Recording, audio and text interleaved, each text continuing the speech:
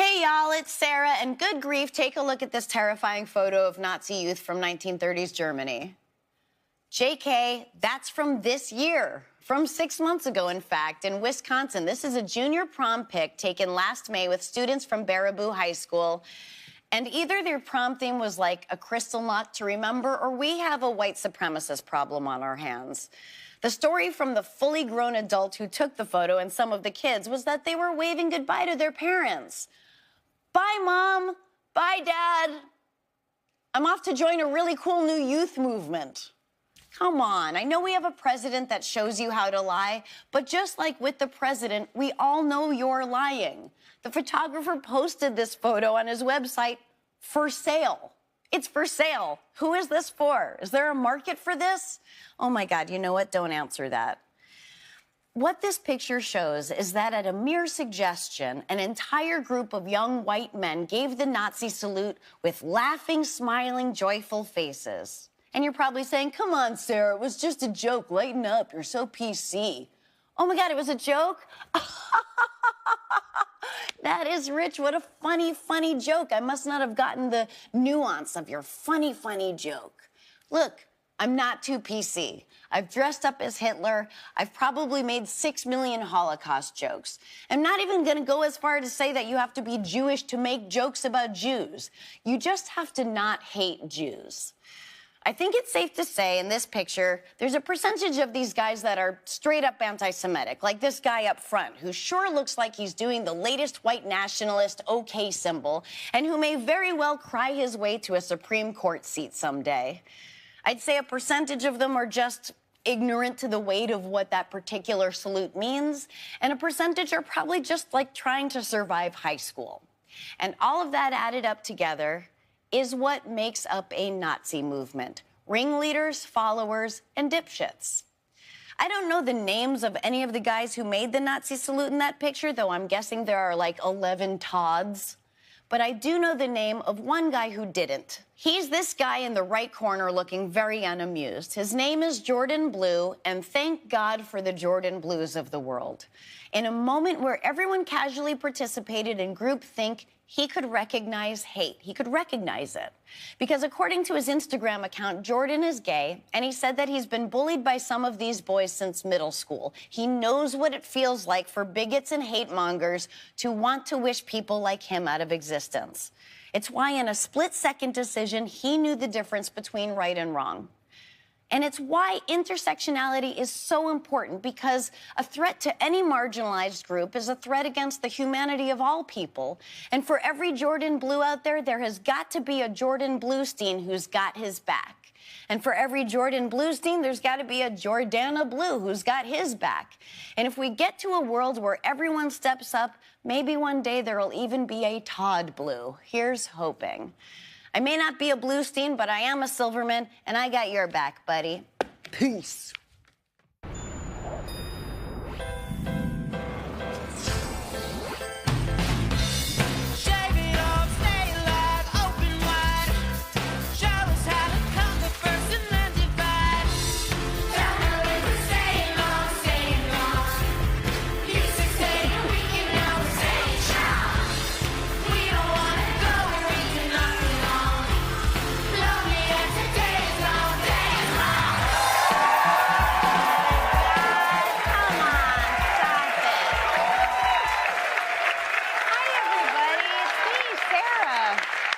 Silverman if you're nasty, or if you're just being formal.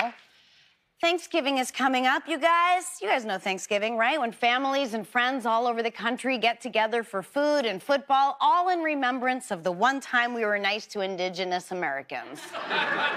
It's about getting together with people you don't agree with and still loving each other despite those differences. Except for Aunt Ruth. You can go fuck yourself, Aunt Ruth. I'm just kidding. Me and Aunt Ruth agree on everything. Sorry, agreed on everything. She died on 9/11. She choked on a pumpkin seed. Yeah. Can't believe it's been 3 years. Rest in peace, Ruth. I love you, you son of a bitch. Now, I know you're used to me doing epic takedowns of our corrupt government, but since it is Thanksgiving, I would like to take some time and talk about what I am thankful for. And I am thankful for Donald Trump. Oh my God, I just shuddered, I think. I never knew what that was before. No, but I am thankful for Donald Trump. Not the way I'm thankful for my family or for, like, my butt wipes, but like the way an addict is thankful for hitting rock bottom. I think that Trump, taint waffle that he is, he's actually done some good, you know? I mean, not him personally, he's actually done, you know, he's a piece of shit. He's, oh, there might be kids watching. He's a piece of S.H.I. twat. Yes, he's personally done a lot of harm. He has put kids in cages. He's nominated an alleged sexual assaulter to the Supreme Court. He ordered a Muslim ban, reignited the white supremacy movement, redefined gender to exclude already marginalized people, threatened California during a catastrophic wildfire disaster. You know what, this is just gonna take up the whole show. Deb, can you just scroll through the end of the list? Go, go, go, go. Enemy of the people, shithole countries. Go, keep going. Okay, stop, perfect. Thank you. And worst of all, he's ruined like every article of clothing. Red hats, big ties, polo shirts. Like, now what am I supposed to wear to feel sexy? But Trump's presence has actually caused good. It's like the butterfly effect. Trump is the butterfly that farts in Japan, and through a series of chain reactions, a child learns how to read in Cincinnati, Ohio. What I'm trying to say is, Donald Trump is a butterfly fart, and here are some good things he has unintentionally triggered. This year, a record number of women ran for and won House and Senate seats, and that record number of women includes many congressional firsts. The youngest woman, the first Native Americans, the first Muslims, the first lesbian mom, and the first woman with bleach blonde pubes. I'm not gonna say who it is, but, I mean, we can rule out Dianne Feinstein. Or can we? And how about this? When Colin Kaepernick risked his entire career and started kneeling in peaceful protest of police brutality, Trump's stupid fucking tweets about it, which I can only assume he fired off with sweaty thumbs while squeezing out fat loafs on the john, brought the issue to a national conversation, shedding light on racial inequality and police brutality. Basically, more people and issues are visible just based on the motive of Trump trying to make them invisible. Congress in 2019 will be the least white and least male of all time. Our Congress will look a little less like a country club and a little more like our country. More people of color, more women, more young people turned out to vote despite voter suppression efforts and bad weather. Not like bad weather would keep anyone from doing their civic duty. Of course. Why didn't he just bring an umbrella, by the way? Oh, right. But in general, our butterfly queef of a president has made us more aware. He is begging for us to pay attention. Trump is the guy at a house party who is doing lines of coke right in the middle of the living room. Like, at least the rest of the party has the self-awareness to do that shit in the bathroom. And in keeping with the coke analogy, he will not shut up. Anyone want to build a wall? We're gonna fucking build a beautiful wall. Oh, fuck yeah, I had the biggest fucking crowd at my inauguration. It was like the fucking biggest. There were like 100 billion people there. You want to dance? Anyone want to dance? Like, someone turn on music. We should all like make up a dance. He's the worst. But his shamelessness brought to light things that were going on in the dark. We can see them now. He is like a black light at a Holiday Inn Express, exposing America's fecal-covered handprints and neon cum stains. Or even at a Ritz-Carlton. What, you think rich people don't jizz on remotes? As a rich person, I can tell you, we do.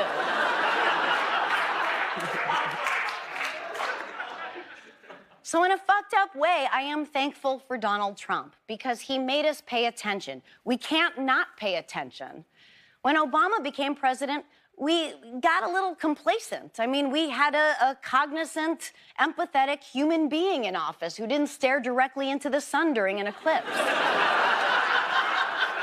With Obama, we thought everything was on the right track. But the truth is we weren't even close. During his presidency, Democrats lost both the House and Senate and nearly 1,000 state legislative seats. He failed to prosecute a single Wall Street criminal who caused the 2008 financial crisis. He authorized drone strikes that killed nearly 4,000 people. And he only predicted the men's NCAA basketball champion once in 8 years. I mean, come on, Barry. Even I picked more winners, and I fill out my bracket based on who has the hottest coach. Look, Trump may not be the president we want, but he may be the president we deserve. The constant reminder that democracy takes effort and must be protected. He represents a cancer that's always right below the surface in this country. Racism, xenophobia, fear of other. But at least now, it's something we can see. It's something we can point to. He's like the black light shining on our jizzy, jizz-stained country. And that's what I'm grateful for. Happy Thanksgiving, America. Gobble, gobble.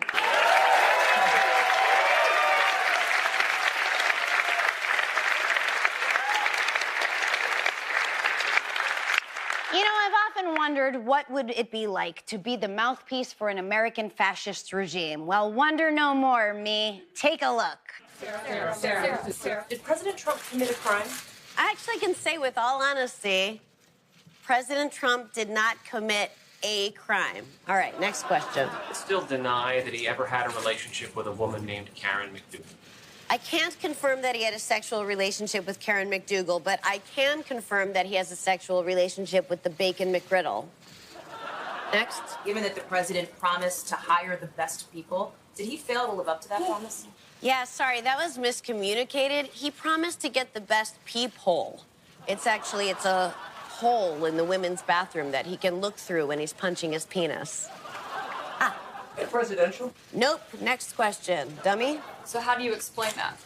Well, you know, he wasn't shown love in his formative years, and he was taught that his only value was money, you know, and he didn't earn his money. You know, he was constantly given it from his father. That's when he, started, gold-plating everything and wearing suits that matched his car, and he never really emotionally grew past, 8 years old because his mother had this, odd disdain for him, and because of it, he reenacted the trauma through copying her hair. Sarah. Today and say the president has never lied to the American people. Yeah. You know why? Because I'm fucking crazy. Yes, pencil neck. Is the kind of precedent he wants to set for future presidents when his administration is out of office? The future. Jerry, did you hear that? How cute is that? Sweetie, it's the end of days. All right, I gotta go. Don't be enemies of the people. Peace.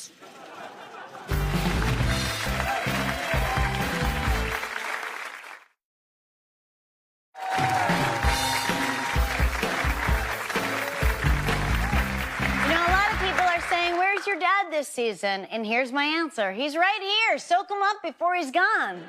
The older you get, the older your parents get. And God willing, if things happen in the natural order, they will die. 2/3 of Americans don't have a death plan. That costs America $1.7 billion a year. My dad is 81, so I wanted to show you just how important it is to take your elderly parents, bring them on your television show, and make a plan for their death. Jesus fucking Christ. Zip it. You're fine. Oh, shit. The average life expectancy for an American male is 76. This is my dad, and he's 81, which means he's kept Satan waiting for 5 whole years. Hey, Dr. Spector. Hello there. Step 1, take him to a doctor. How are you? Well, how are you? This is my Nice to dad, meet you. Donald. So I brought my dad to see Dr. Todd Spector. So we're just here because he's getting old, and I feel like we should make a plan. Typically, what I like to do is I like people to have what's called an advance directive, which is a document. It's very simple and very clear. about the way that you would like your affairs handled if you couldn't give an opinion about how, usually because of a medical condition. I told my wife at one point I want her to pull the plug. Okay. See if I can have an orgasm. And if I can't have an orgasm, pull the plug. Okay. That's very clear. That's very disgusting. I think we could put some sharp lines around it and make it clear to anybody. Let's say you're brought into the hospital and you're unconscious, and I'm standing at the bedside and I say, look, it doesn't look like he's going to be able to have a meaningful recovery. In my opinion, we should let nature take its course and not resuscitate him. Would that be okay with you? Oh, yeah. So that's what we refer to as do not resuscitate. Yes, I do not wish to have invasive surgery that will hurt me or make me uncomfortable. How about something like a breathing tube?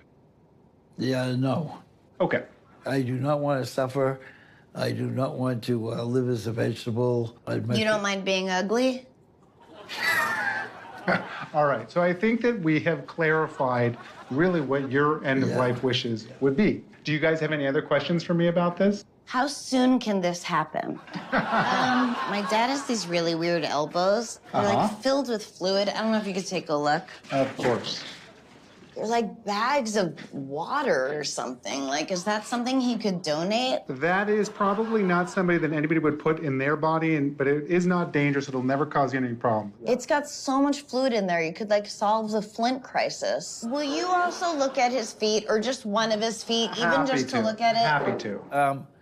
They cut off 3 toes, and they took one of the toes and they cut it up and they put 2 stumps there.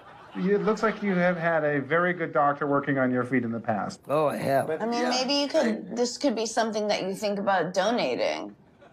To a medical school? No, to the circus. You little shit. Okay, well, thank you so much. This has been heavy, kind of. But you know what, Dad? I think I know the perfect place that's gonna cheer you up. Just kidding. I took him to a mortuary. And I invited my stepmom, Janice, who's been married to my dad for over 40 years and who will never be my real mother, never. Let's go check it out. Hey, Hello, Gio, Sarah. thank you for meeting with nice to us. meet you, too. It would be illegal to just bury him in a shallow grave in our yard, right? Why? Don't worry about why. It's hypothetical. Do you have any caskets where Janice can be on top of me when she dies? Not necessarily that way, but what we do is double vaults. Not when they're on top of me. You want you want to Why? Oh, 'cause she's so sweet and nice. Yeah. He can get cremated too, Yes, right? there's also cremation options that we provide. Could we shoot his ashes from a cannon, wait for it, into another cannon? There won't be any permits issued for any of that. I really want to be biodegradable somewhere. Just put in a sack. That's definitely not what I want. Not that way. I want the nicest casket, but I also want to be by your dad. Janice, we'll be dead. And just remember what I want. The worms crawl in, the worms crawl out, the worms play pinochle on your snout. That's living as being dead. Janice is getting state-of-the-art casket with a string that rings a bell in case she's alive. Thank you so much for your consideration. I know my parents. We went over a ton of excellent dying options today. So for posterity, and also because I couldn't make sense of half the things my dad said, I asked him to make a video will with all of his commandments. Hello, my name is Donald Silverman, and I want to leave a living will so that my children and our grandchildren will know what to do when I'm at the end of my life. I don't have anything to give anybody. I got old clothes, I got old shoes. If somebody wants my Timex watch, it takes a licking and keeps on ticking. My favorite food is a McDonald's chocolate milkshake. If I can't enjoy that anymore, pull the plug. I don't believe that there's any heaven or hell, so I don't need any fanfare. I don't care if you even come to my funeral to celebrate my life or not, or cry when I die. Just figure that I did my best, had a good time while I was here. Sometimes when you sing around bullshitting, talk about me a little bit and let me go as easy as possible. That's it. I love my daughters. I love my grandchildren. I love my Janice. I've had a goddamn good life. Now let me die in peace. I love you, Daddy. The worms crawl in, the worms crawl out, the worms play pinochle on your snout.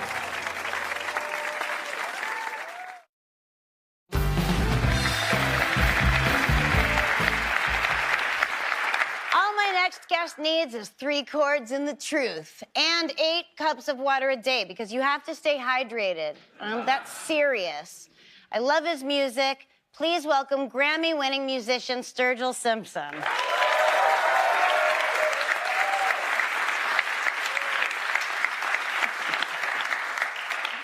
You've always wanted to be a musician. You've always been a musician, but you didn't really follow your dream right away. You, on a whim, joined the Navy. Didn't even put thought into it. Not really. Worked at IHOP. How'd you know that? Have you seen you? Right. Worked on the railroad. That happened. But what is it that, like, what did it take for you to finally follow your dream? The railroad and the military are very similar. They're very tyrannical environments, and you know, every sentence usually ends with "or you're fired," and so I just adapted very easily into that. And after about 4 years, woke up one day and found myself in a management position, which I never really asked for, and just sort of hit vapor lock, you know.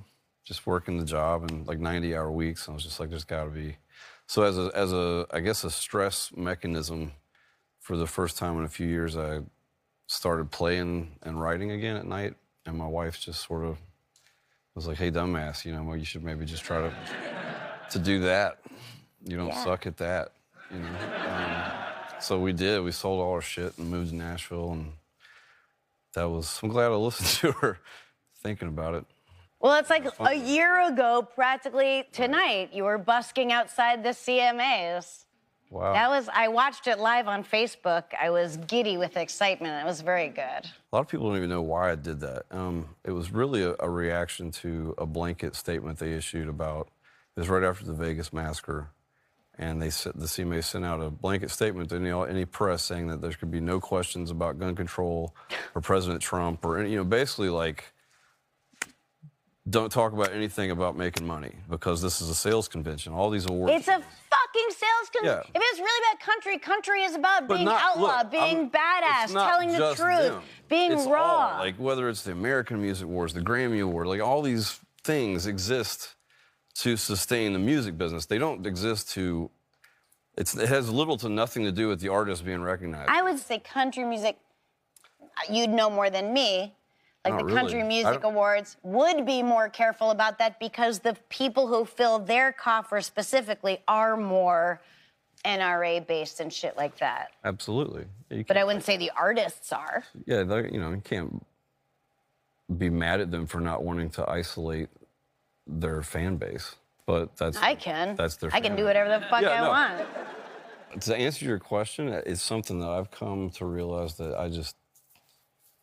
I don't know how much I have even left to contribute to that conversation at this point in my career because it has nothing to do with me or what I'm doing, and they've made it very clear they want nothing to do with me. So it's just I see it as a blessing now, really, because there's all these other avenues in past that quote unquote country musicians maybe, you know. We just finished a record last week that I've been working on for a year. It's definitely not a country record, you know. I can't question these things. You just got to put art on your timeline first, and all the other shit really doesn't matter, I guess is what I've come to see and realize. We have to know what genre you are to list you in iTunes. Yeah. You wrote a song about me. I like to think it's about me. It's called Oh, Sarah. Is your wife's name Sarah? Yes, but that's a coincidence, and that doesn't mean that it's about her. No. It's not even about Sarah, because It's all about me. it's all about fucking you. You're just talking to Sarah. Right. So will you sing a little of it? And I'm gonna pretend that you're talking to me. you're totally blowing your chance of being my wife's best friend. But yeah. What? Come on. Sarah 1 and Sarah 2. She's Sarah 2. Damn. All right, we owe Sarah for you even fucking being here in the world.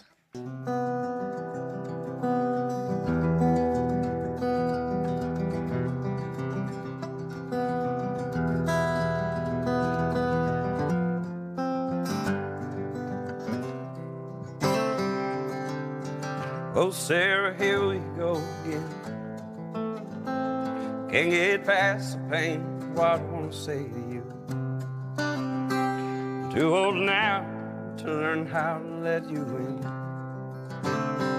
So I run away just like I always do. She said if it's something I should know, tell me now. Before I go, give my heart away. So I can get on with my life, you can go on with your strife. Wish you'd speak the words those eyes are trying to say. Sometimes life is like a big old dream I'm floating around on a cloud inside. When my cloud starts coming hard at the seams, oh Sarah, it's when I slide.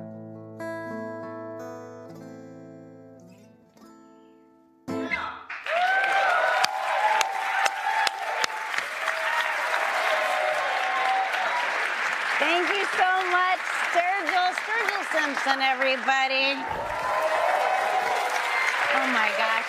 Thank you to Sturgill Simpson, my stepmom, my dad, and his disgusting foot. Welp, that's the end of our season. I can't believe I made it through the entire season without making a single mistake. Good night, America. I love you. People of color, in addition to their own fuck my shit, cunt, twat, all right, fuck, shit, they're fucking cunts, shit, fuck me, shit, hold on, shit, fuck me, shit, cunt. Sorry. Shit. I can feel myself sweating. I can feel it squirting out the top of my head. Fuck, cunt, shit. Oh, I wonder if we'll get those sweat circles like men do in these shirts. Fuck. Oh, fuck. Fuck me. Excuse my language. What if I mess up again? We're just gonna do this for infinity? I did so well for so long.